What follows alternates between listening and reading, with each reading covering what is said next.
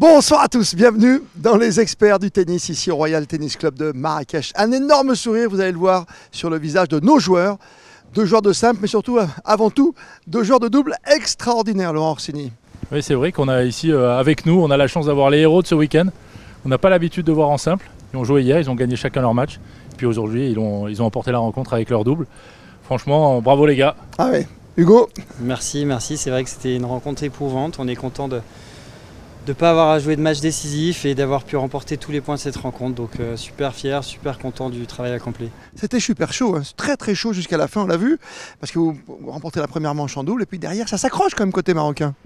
Non, mais le nouvel entrant, là, donc le numéro 3 qui a joué que le double là, et qui a fini contre Benjamin, il a amené une nouvelle énergie. J'ai trouvé qu'il était vachement plus positif et il a créé quelque chose de plus positif pour les Marocains et il nous a embêtés parce qu'il jouait bien en double.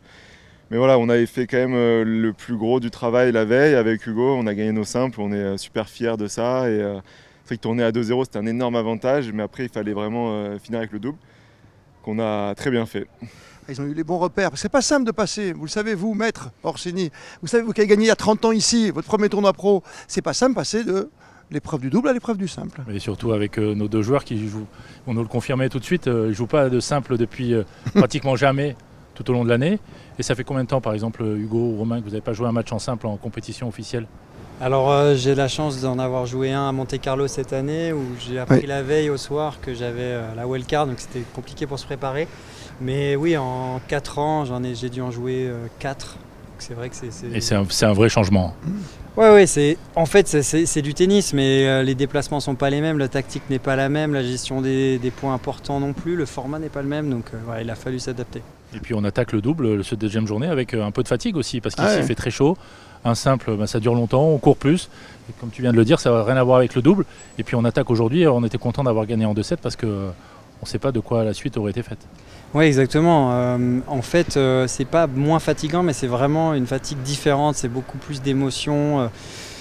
Voilà, il y a une concentration à avoir tout le temps. Parfois en simple, on peut se laisser 1 ou 2 points. En double, on n'a vraiment pas le temps de laisser passer des points et de laisser passer les adversaires devant au score.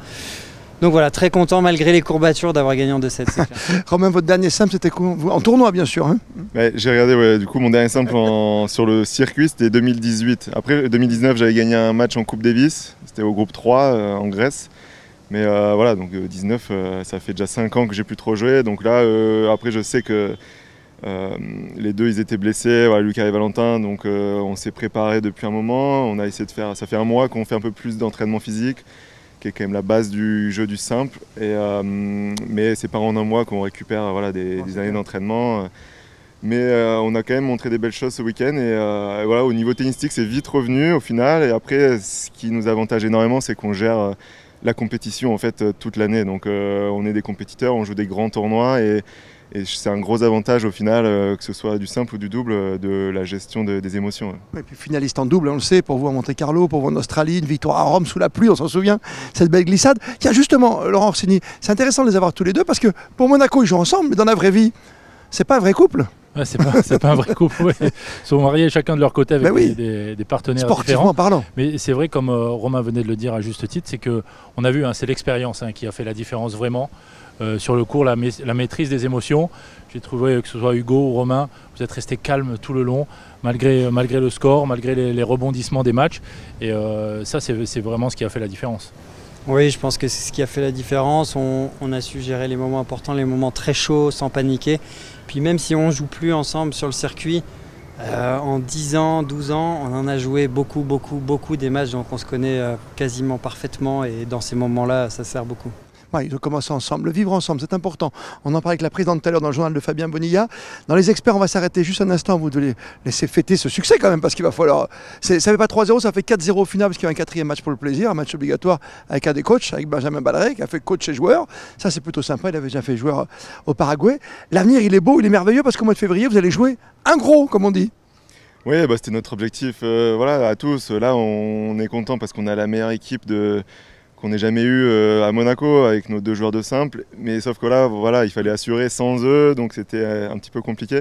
On est vraiment fiers de passer sans eux, et la prochaine fois, on aura nos 2 joueurs de simple de retour, et là, on sera vraiment compétitif pour battre des gros, comme on dit. Voilà, on est super fiers d'arriver en groupe 1. On est presque, voilà, maintenant on a des grosses ambitions et finalement ça se concrétise au niveau de nos résultats. Elle est belle cette page d'histoire qui s'ouvre à nouveau pour Monaco dans cette nouvelle formule de Coupe Davis. Hein. Ouais, c'est vrai, bravo, hein, bravo encore, bravo à vous deux. Franchement, nous aussi, on est super fiers et très contents de votre prestation et contents que Monaco accède à ce groupe 1. Et puis après, on verra la suite. Mais on est content de toute l'équipe de Monaco Info qui était ici à Marrakech et ceux qui sont restés là-bas, qui vous ont regardé à la télé. On s'est régalé parce qu'on vous suit depuis longtemps, vous le savez. On a fond derrière vous et on veut que ça continue longtemps, très longtemps. Merci messieurs d'avoir pris du temps pour nous. Merci à vous. Encore chapeau à toute l'équipe du capitaine Guillaume Couillard. On est ravis de vous suivre évidemment sur Monaco Info, la télé qu'il vous faut.